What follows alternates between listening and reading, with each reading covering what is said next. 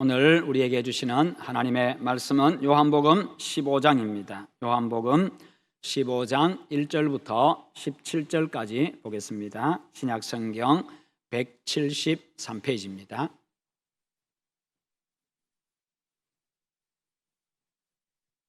신약성경 173페이지 요한복음 15장 1절부터 17절입니다. 나는 참 포도나무요 내 아버지는 농부라.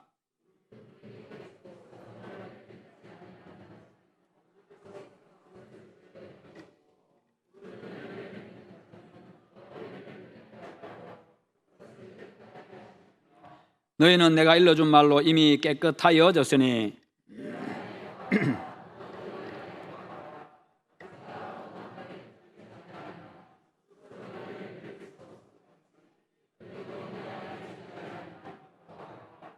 나는 포도나무요 너희는 가지라. 그가 내 안에 내가 그 안에 거하면 사람이 열매를 많이 맺나니 나를 떠나서는 너희가 아무것도 할 수 없음이라.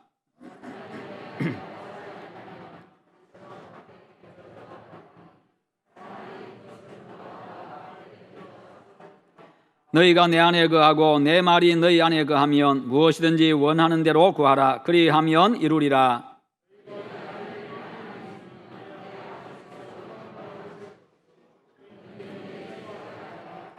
아버지께서 나를 사랑하신 것 같이 나도 너희를 사랑하였으니 나의 사랑 안에 거하라.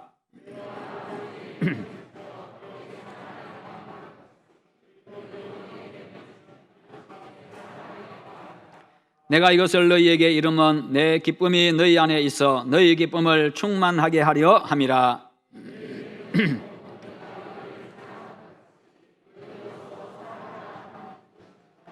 사람이 친구를 위하여 자기 목숨을 버리면 이보다 더 큰 사랑이 없나니.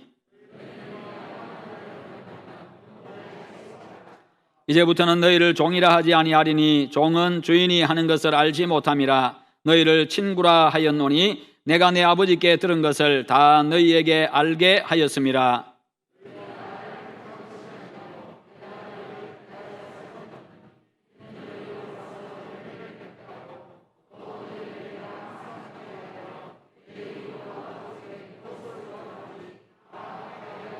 함께 봅니다. 내가 이것을 너희에게 명함은 너희로 서로 사랑하게 하려 함이라. 아멘.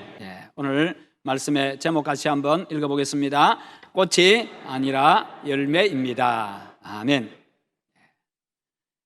열매의 계절 가을입니다.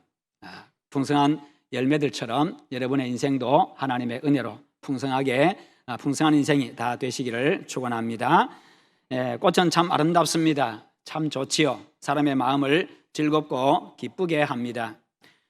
그러나 곧 시들고 맙니다. 시들고 난 이후에는 버림을 받고 말지요. 열매는요, 사람의 마음을 너그럽게 하고 만족스럽게 합니다. 그리고 기쁘게 합니다. 열매를 많이 거두게 되어지면 사람의 마음도 풍성해지고 너그러워지지요. 많이 가졌으니까 또 나누고 싶은 마음들, 그런 마음들도 생겨납니다. 열매는 또 다른 생명을 탄생시킵니다. 그래서 대단히 소중합니다. 하나님께서 우리를 선택하신 목적이 무엇이겠습니까? 성경에서 선택의 의미는요, 특권의식이 아니라 사명의식으로 생각을 해야 합니다. 유대인들이 이 선택받은 것, 택함받았다는 이 선택의식, 이 잘못된 선택의식 때문에요, 그것 때문에 자기 자신들만 하나님으로부터 구원받았고 나머지 사람들은, 이방인들은 다 구원받지 못하고 버림받은 인간들이다, 그렇게 생각을 하고 하찮게 여기고 때로는 개로 생각을 했습니다. 그러나 하나님께서 이스라엘 백성들, 유대인들을 선택하신 것은 그들을 통해 가지고 그들을 사용해서 온 세상에 복음을 전해서 온 인류를 구원하시기 위함이었습니다. 바로 사명을 위해서 그들을 부르신 것은 그들에게 사명을 주신 건데 그 잘못된 생각 때문에 그들이 그렇게 생각하고 행동을 했던 겁니다. 그러므로 성경에서 바로 선택의 의미는 특권의식이 아니라 사명의식으로 그렇게 생각하시기를 바랍니다. 즉 하나님께서 우리를 선택하셨다고 하는 것은, 우리를 부르셨다고 하는 것은 우리가 필요하기 때문이고 우리를 통해서 하실 일이 있다는 겁니다. 그러기에 하나님의 선택을 받은 우리들은 언제나 사명의식을 가지고 있어야 합니다. 하나님께서 나를 통해서 무엇을 이루고자 하시는가? 하나님이 나를 어떻게 사용하시기를 원하시는가? 항상 그것을 생각하며 살아가야 합니다. 오늘 본문에 포도나무 비유가 나오는데요, 이 비유에서 강조점은 바로 열매에 있습니다. 그것이 16절에 잘 나타나 있는데요, 16절 말씀에 보면 너희가 나를 택한 것이 아니요 내가 너희를 택하여 세웠나니 이는 너희로 가서 열매를 맺게 하고 라고 말씀하고 있습니다. 너희로 열매를 맺게 하기 위해서 내가 불렀다라고 말씀합니다. 그래서 포도나무의 가치는 바로 열매에 있습니다. 농부가 원하는 것도요, 꽃이 아닙니다. 아름다운 꽃도 아니고 포도나무의 크기도 아니고요, 무성함도 아니고 바로 열매에 있습니다. 많은 열매, 얼마나 좋은 열매를 많이 맺느냐, 바로 거기에 관심이 있습니다. 그것을 위해서 포도나무를 심었습니다. 반면에 성경에서 여러분 꽃은 화려하고 아름답습니다만 일시적이고 허무한 것에 비유가 되고 있습니다. 반면에 열매는요, 궁극적이고 영원한 가치에 비유됩니다. 그러면서 우리에게 꽃이 아니라 열매를 맺는데 삶의 목적을 두라, 그렇게 말씀하십니다. 그렇다면 여러분들은 꽃을 원하고 살아가고 있습니까? 아니면 열매를 원하십니까? 지금까지 꽃에 관심이 많았습니까? 열매에 관심이 많으셨습니까? 일시적인 영광을 추구합니까? 아니면 영원한 영광을, 궁극적인 영광을 추구하십니까? 시편 1편 3절에 보면요, 복 있는 사람은 시냇가에 심은 나무가 철을 따라 열매를 맺으며 그 잎사귀가 마르지 아니함 같으니라고 말씀하고 있습니다. 진정한 복은 바로 열매 맺는 삶에 있다는 것입니다. 이것을 사명의 관점에서 보면요, 하나님께서 우리를 이 땅에 보내신 목적, 즉 사명을 완수하는 자가 복이 있다는 것을 우리에게 말씀하고 있는 겁니다. 성경은 열매 맺는 삶이 복 있는 삶이고 성공적인 삶임을 가르치고 있습니다. 여러분, 꽃은요, 화려하고 매력이 있습니다. 그러나 우리가 추구할 것은 그 꽃이 아니라 열매입니다. 비록 열매가 볼품없는 열매라 할지라도 꽃이 아니라 열매입니다. 주님은 이 시대의 모습이 사람들의 모습이 이따가 내일 시들어버릴 꽃의 영광을 구하는 그런 시대라고 말씀합니다. 이 시대는요, 열매보다도 꽃을 더 좋아하고 꽃을 탐하는 그런 시대입니다. 당장 눈으로 보기에 좋은 것, 당장 나를 즐겁게 해주는 바로 그것을 더 원하지요. 내실보다는 겉을 화려하게 꾸미는데 더 많은 관심이 있고 더 열심을 내고 더 많은 시간을 투자합니다. 영원하고도 궁극적인 가치를 추구하기보다는요, 일시적이고 외적인 아름다움을 더 많이 추구하는 바로 그런 시대, 그런 사람들입니다. 가치 있는 인생보다는 잠깐 빛나는 화려한 인생에 더 관심이 많다는 겁니다. 그러다 보니까 인생에 깊이가 없습니다. 인생의 진지함도 사라졌습니다. 뿐만 아니라 그러다 보니까 인생의 가치가 사라집니다. 존재감이 없습니다. 알맹이는 없고 껍데기만 화려합니다. 인생을 그렇게 너무 가볍게 생각을 합니다. 하나님께서 우리 인생이 그렇게 가볍게 살다가 껍데기만 꾸미다가 하나님 앞에 가도록, 세상 끝나도록, 인생 끝나도록 그렇게 만들지 않으셨고 그렇게 우리를 세상에 보낸 것이 아니라는 것입니다. 그런 우리를 향해서 하나님은 우리의 관심을 열매로 돌리라, 그렇게 말씀합니다. 우리의 마음을 꽃이 아니라 열매에 두라고 하십니다.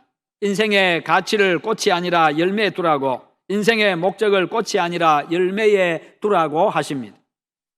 꽃은 보는 즐거움이 있습니다만 열매는요, 그것과는 비교할 수 없는 궁극적인 즐거움과 기쁨과 보람이 있습니다. 열매는 꿈틀거리는 생명을 잉태하고 있고요, 생명을 숨쉬고 있습니다. 생명이 그 안에서 숨을 쉬고 있습니다. 열매는요, 풍성한 생명 이야기를 하고 있습니다. 열매 안에는요, 새 생명을 탄생시키려고 하는 아주 강한 열망이 그 안에 열매 속에 들어 있습니다. 그래서 심기만 하면요, 흙에다가 뿌리기만 하면 그냥 그 안에 있는 그 생명, 꿈틀거리는 생명이요, 껍데기를 깨고 알을 깨고 밖으로 튀어나오는 것입니다. 그리고 단단한 흙도 뚫고 밖으로 나오지요. 그래서 과일을 보면요, 아름답고 탐스럽고요, 군침이 도는 겁니다. 하나님은요, 우리 인생이 바로 그런 인생이 되기를 원하십니다. 열매를 맺음으로 하나님이 기뻐하시는 그런 인생 다 되시기를 축원합니다. 그러면 오늘 본문에서 말씀하는 열매는 무슨 열매입니까? 성경에서 열매는요, 항상 인격과 생명과 이 사랑을 이야기합니다. 인격과 생명과 사랑. 예수 그리스도를 믿은 후에 먼저 내 인격에 예수 그리스도를 닮아가는 그런 아름다운 변화가 있어야 된다는 겁니다. 예수 믿은 이후로 내 인격에 아름다운 변화가 있어야 된다는 거죠. 누구를 닮은요? 예수 그리스도를 닮은 그 인격의 변화. 왜냐하면 예수 그리스도를 믿고 그리스도인이 되는 순간 나는 죽고 내 안에 그리스도께서 사시기 때문입니다. 그것을 갈라디아서 2장 20절에서 말씀하고 있지요. 내가 그리스도와 함께 십자가에 못 박혀 죽었나니 그런즉 이제는 내가 사는 것이 아니요 오직 내 안에 그리스도께서 사시는 것이라. 내가 죽고 내 안에 예수님이 살고 있다는 거예요. 그러니까 예수 믿으면 예수 믿는 순간에 내가 죽고 내 안에 예수님이 살고 계신다. 죽은 사람은 이미 장사 지냈습니다. 없습니다. 보이지 않습니다. 그러니까 내 안에 예수님이 살고 계시니, 예수님이 내 안에 생명으로 살고 계시니, 예수 믿고 난 이후에 내가 변화되어서 내 모습을 통해서 예수님의 모습이 드러나야 되고, 내 말 속에서 예수님의 인격이 드러나야 되고, 내 행동 속에서 예수님의 삶의 모습이 드러나야 된다. 바로 그것을 보여주고 있습니다. 그렇습니다. 나는 죽고 내 안에 사시는 예수님의 모습이 삶 속에서 여러분의 삶에서 나타나기를 축원합니다. 갈라디아서 5장 22절과 23절에 보면 성령의 9가지 열매가 나오지요. 사랑과 희락과 화평과 오래 참음과 자비와 양선과 충성과 온유와 절제. 이 모든 것들은 바로 인격과 관련된 열매들입니다. 그것은 예수 그리스도를 믿은 후에 예수 그리스도를 닮은 인격의 변화가 있어야 함을 말씀합니다. 바로 그게 그리스도인이기 때문입니다. 예수 믿은 후에 여러분의 인격에 변화가 있으십니까? 예수 믿은 이후로 내가 아무것도 변한 것이 없다고 생각하시면, 변한 것이 없다고 한다면 내가 예수 안 믿고 있는 겁니다. 내 안에 예수님이 없는 겁니다. 예수를 잘못 믿고 있는 겁니다. 엉뚱한 것 지금 바라보고 있는 겁니다. 예수를 믿고 있는 게 아니라 여전히 나 자신을 믿고 있습니다. 내 생각을 믿고 있고, 내 인격을 믿고 있고, 내 삶을, 내 지혜를 믿고 있습니다. 나는 아직 죽지 않았으면 나는 죽지 않았고 예수님이 내 안에 계시질 않기 때문에 그렇습니다. 자신이 변화되는 것을 느끼고 계십니까? 내 인격이 아름다운 변화를 보고 하나님께서 미소 지으시고 주변 사람들이 놀라고 가족들이 감동하게 되기를 축원합니다. 그런데요, 그 변화는 너무 큰 변화가 아니어도 괜찮습니다. 조금만 변화되면 사람들이 느낍니다. 한 가지만 바뀌어도 사람들이 크게 느낍니다. 그렇게 하나씩 변화되어져 가는 겁니다. 오늘 본문에는 사랑과 기쁨이라고 하는 두 가지 인격적인 열매를 강조하는데요. 여러분, 주님은 사랑이십니다. 주님의 사랑은요, 모든 것을 용서하고 용납하는 사랑이지요. 주님의 사랑은요, 대상을 가리지 않습니다. 저 사람이 얼마나 악하냐, 얼마나 지저분하냐, 그것을 가리지 않습니다. 저 사람이 나에게 창을 가지고 나를 찔렀느냐, 나를 십자가에 못 박았느냐, 나에게 침을 뱉었느냐, 나를 조롱했느냐, 그것도 가리지 않습니다.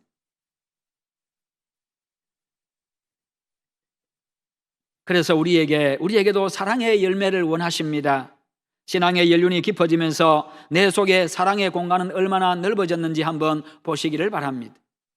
신앙의 연륜이 한 해 깊어져 갈수록, 더해져 갈수록 내 안에 사랑의 공간도, 가슴에 사랑의 공간도 점점 넓어져 가야 됩니다. 작년까지는 내 가슴에 내가 싫어하던 사람 3사람을 품었는데 올해 들어서는 4사람이 품어져야 되고, 내년 되면 5사람이 품어져야 되고, 전에 믿게 보이던 것이 이제는 아름답게 보이기를 시작해야 되고 사랑스럽게 보이기를 시작해야 되고요. 점점 그 공간이 넓어져 가야 됩니다. 내 속에 자리 잡고 있던 미움과 시기와 질투가 줄어들고요, 용서하고 사랑하고 축복해 주는 만큼 그렇게 주님을 닮은 겁니다. 부정적인 생각은 얼마나 줄어들고 긍정적인 생각은 얼마나 늘어나셨습니까? 남을 볼 때 예쁜 모습이 먼저 보입니까? 아니면 미운 구석이 먼저 보이십니까? 장점이 먼저 보입니까? 단점이 먼저 보입니까? 남들 위에 군림하고 싶으십니까? 아니면 섬기는 사람이 되고 싶습니까? 칭찬하고 싶은 마음이 먼저 드십니까? 비판하고 싶은 마음이 먼저 드십니까? 높아지고 싶습니까? 겸손해지고 싶으십니까? 남에게 배우고 싶으십니까? 아니면 남을 가르치고 싶으십니까? 용서하고 품어주고 싶습니까? 보복하고 싶으십니까? 시어머니의 마음이십니까? 친정어머니의 마음이십니까?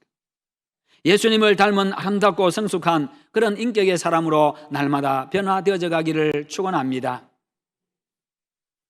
바로 그와 같은 것들을 우리가 생각하면서 날마다 또 기도할 때에 그와 같은 모습으로 내가 변화되어지도록 기도하십시오. 정말 중요한 기도 제목이고 소중한 기도 제목입니다. 그래서 우리의 신앙의 연륜이 더해져 가고 내가 기도의 시간들, 기도의 그 분량이 점점 늘어갈수록 내 속에 그런 변화들이 일어나야 합니다. 또 하나의 열매는 새 생명의 열매입니다. 생명의 열매입니다. 그것이 가장 중요합니다. 한 생명이 천하보다도 귀하기 때문입니다. 그 한 생명을 위해서 하나님이 당신의 아들을 희생하셨고요, 하나님의 아들이시고 하나님이신 그 예수 그리스도께서 당신의 목숨을 내놓으셨습니다. 그 예수님만이 인류를 죄와 사망에서 구원하는 유일한 구원자이십니다. 그 예수님만이 생명이요 소망이십니다. 그래서 복음만이 세상의 소망이고요, 그 복음을 품은 나와 교회가 세상의 소망인 것입니다. 복음이 바로 예수 그리스도이기 때문이시요.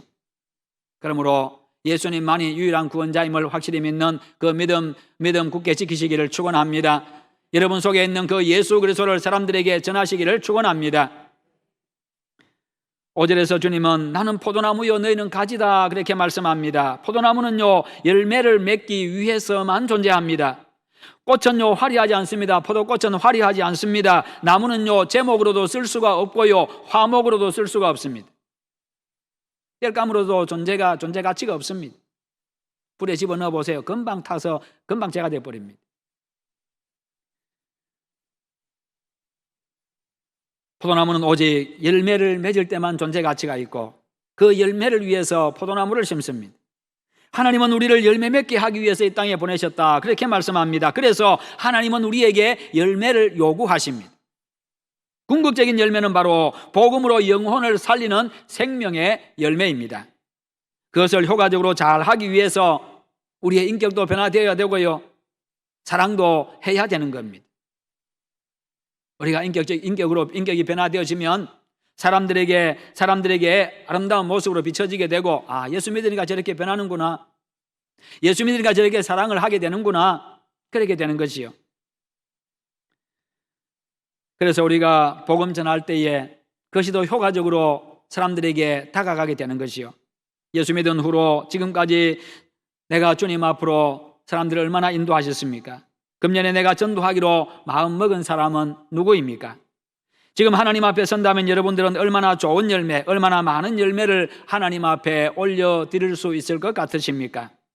나로 인해서 우리 구역이, 나로 인해서 우리 전도회가, 나로 인해서 우리 교회가 새 생명을 탄생시키고 있는가?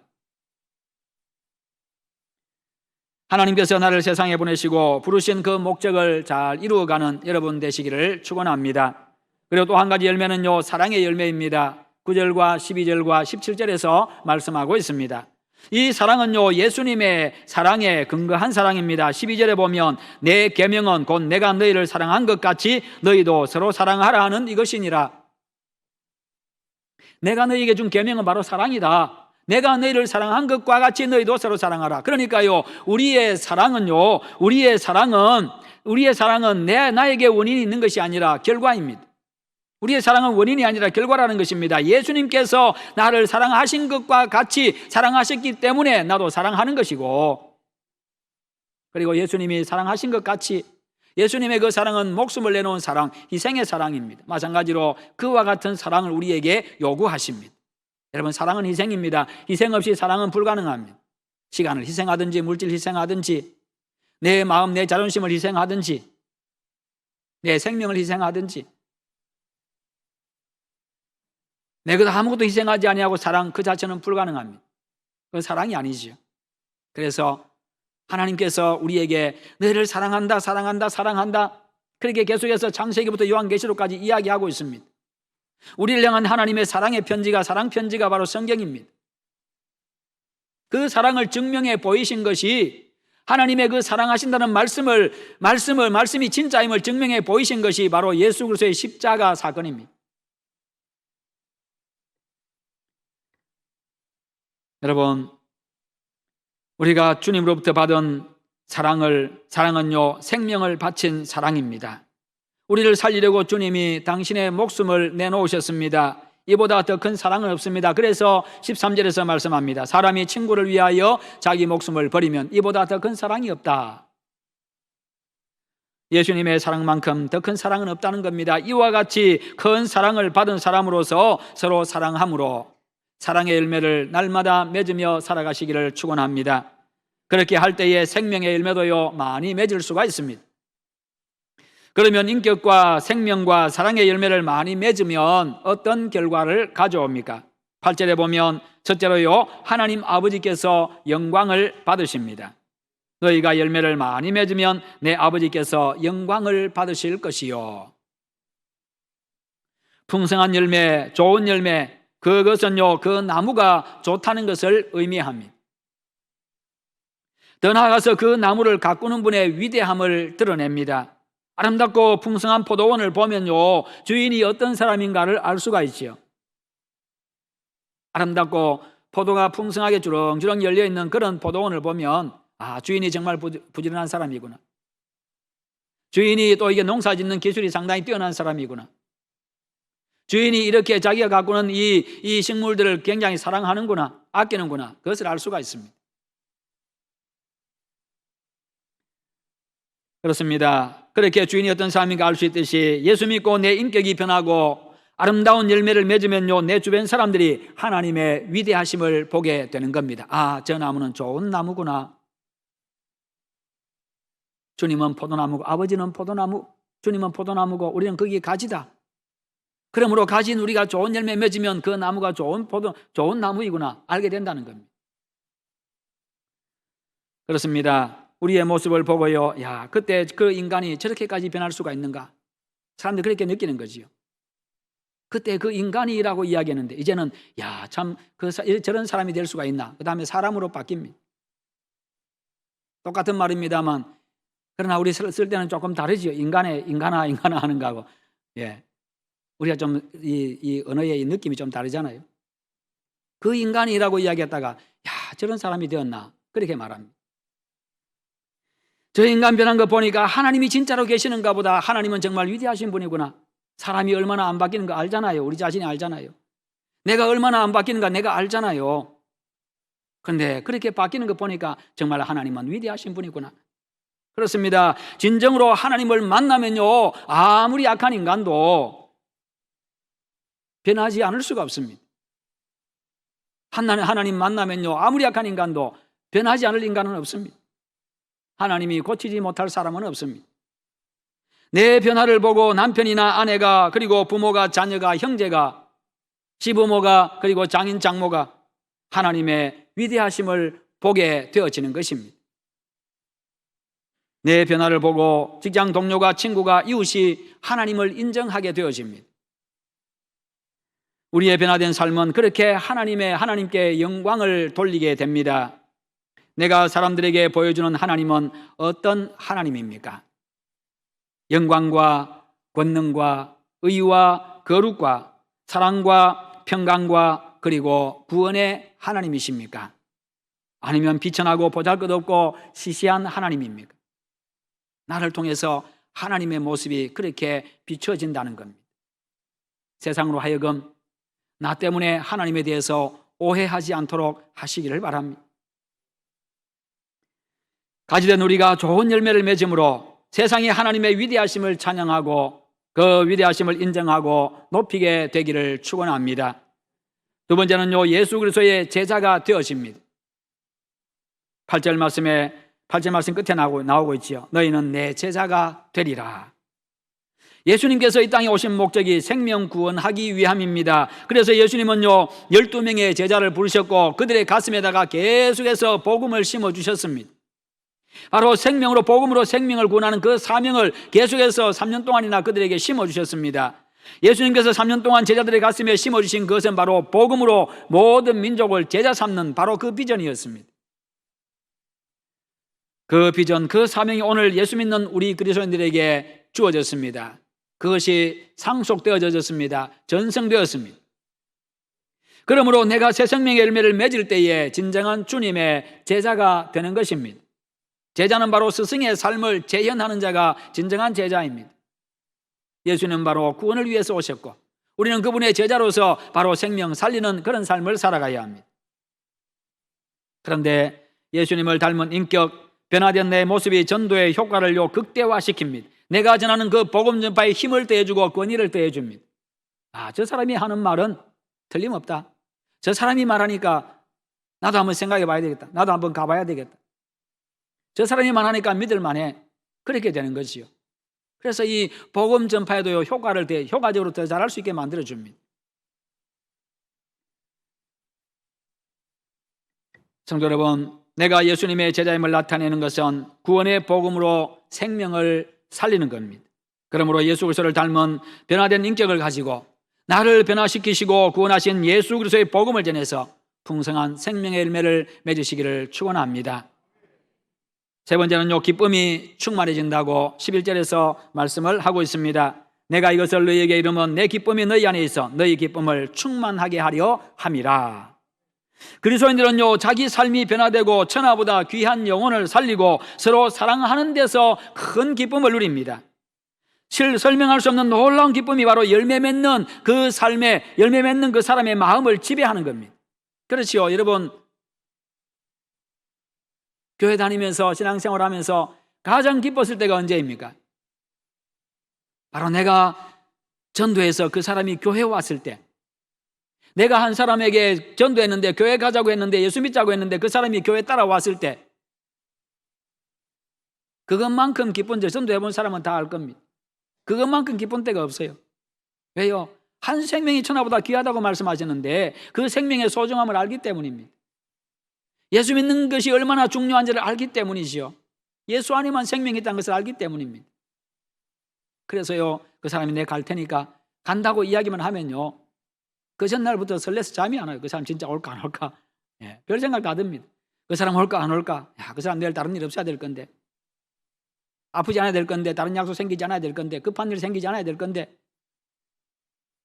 교회 미리 와가지고 평상시에는 5분도 지각했다가 10분도 지각했다가, 그러다가 한 사람이 예수 믿는다고 교회 온다고 해보세요. 30분, 1시간 전부터 와가지고 기다리고 앉아 있습니다. 왜요? 좋으니까. 그만큼 좋으니까요. 그렇습니다. 우리 예수 믿는데 그렇게 우리에게는요, 그 설명할 수 없는 그 기쁨이 열매 맺는 사람의 그 마음을 지배하기 때문에 그렇습니다. 오늘 여러분의 얼굴에 기쁨이 나타나고 있으십니까? 농사를 지었는데 열매를 아주 탐스럽게 맺었다고 한번 생각해 보세요. 얼마나 좋은지요. 고구마 심었는데 고구마 이 뿌리를, 이 줄기를 당기는 순간에 주렁주렁 달려온다고 생각해 보세요. 얼마나 좋은가. 그때 그 기쁨은 정말 굉장합니다. 오늘 여러분의 마음에 이 기쁨을 가득 품고 계십니까? 여러분, 기쁨과 감격을 상실한 그리스도인은요, 매력이 없습니다. 기쁨이 없는 사람, 감격이 없는 그리스도인, 매력이 없지요. 늘 얼굴에 수심이 가득하고 세상 모든 근심 걱정은 자기 혼자 다 하는 것처럼 그렇게 살아가고, 교회 오면서 어깨가 축 처져 있고 걸음걸이는 비실비실거리고 힘이 하나도 없고, 그러면요, 거기에 무슨 매력이 있겠어요? 그렇잖아요. 복음의 열정과 신앙생활의 활력을 잃은 사람은요, 공동묘지와도 같습니다. 여러분, 복음의 열정 회복하시기를 축원합니다. 신앙생활의 활력을 다시금 회복하시기를 축원합니다. 예수 믿는 그 기쁨, 즐거움, 열매 맺는 그 기쁨과 즐거움을 가지면요, 이 복음의 열정도 회복하게 되어져 있고 신앙생활의 활력도 다시 회복할 수가 있습니다. 사람인지라 감정에 따라서, 때론 여러 가지 형편에 따라서 신앙의 슬럼프가 오기도 합니다만, 그러나 진정으로 예수가 있는 사람들, 그런 열매 맺는 사람들은요, 금방 그 모든 슬럼프를 극복하고 다시 신앙생활의 활력을 되찾고요, 다시 기쁨을 되찾아가지고 얼굴에 화색이 돌고, 그 다음에 벌써 움직임 자체가 벌써 달라집니다. 아주 활동적이 되어집니다. 역동적이 되어집니다. 기쁨과 감격, 그리고 복음의 열정과 신앙생활의 활력을 회복하심으로써 세상에서 그리스도인으로서의 매력을 마음껏 뽐내며 살아가시기를 축원합니다. 네 번째는요, 열매를 많이 맺으면 기도 응답을 받는다고 16절에서 말씀합니다. 열매를 많이 맺는 나무는요, 주인의 관심과 사랑을 더 많이 받기 마련입니다. 주인은요, 그 나무를 애지중지합니다. 다칠까 봐서. 더 정성을 많이 드립니다. 마찬가지로 열매 맺는 그리스도인들은요, 더 복 있는 인생이 되게 하십니다. 열매를 맺는 사람은 무엇을 구하든지 이루어 주시겠다, 그렇게 약속하고 있습니다. 왜요? 열매를 더 많이 맺어야 되니까. 좋은 열매를 많이 맺음으로 기도 응답의 복을 날마다 누리며 살아가시기를 축원합니다. 여러분, 꽃을 원하십니까? 열매를 원하십니까? 꽃도 중요합니다. 그래서 꽃도 피워야 합니다. 그러나 열매 없이 꽃만 피었다 지는 것은요, 아무런 가치가 없습니다. 그것으로 끝입니다. 허무합니다. 그러나 열매는요, 생명을 잉태하고 있습니다. 그래서 또 다른 생명을 탄생시킵니다. 그 생명이 또다시 꽃을 피우고 열매를 맺습니다. 그래서 열매가 중요합니다. 꽃은 지금 당장 보기에는 화려하고 좋지만 잠깐 있다가 사라지는 아침 안개와 같다, 성경에서 말씀합니다. 반면에 열매는 영원한 가치를 품고 있습니다. 꽃보다 열매입니다. 아니, 꽃이 아니라 열매입니다. 그것이 하나님 아버지의 뜻입니다. 하나님 아버지의 뜻을 이루는 그 인생이 바로 성공한 인생이고 가장 복된 인생입니다.